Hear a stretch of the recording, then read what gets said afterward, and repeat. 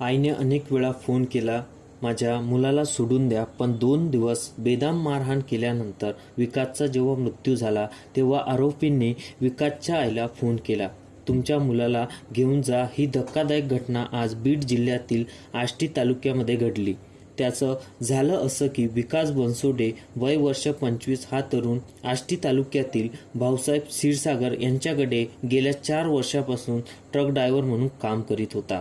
पण याच दरम्यान विकासचं भाऊसाहेब क्षीरसागर यांच्या मुलीशी प्रेमसंबंध जुडले आणि घरच्याच पाठीमागच्या आवारामध्ये क्षीरसागर यांनी आपल्या मुलीला आणि विकास बनसोडेला विचित्र अवस्थेत पाहिलं आणि त्यामुळेच क्षीरसागरांचा पायरा चढला. विकास बनसोडेला त्यांनी 2 दिवस बांधून बेदम मारहाण केली आणि या मारहाणीमध्ये विकासचा मृत्यू झाला.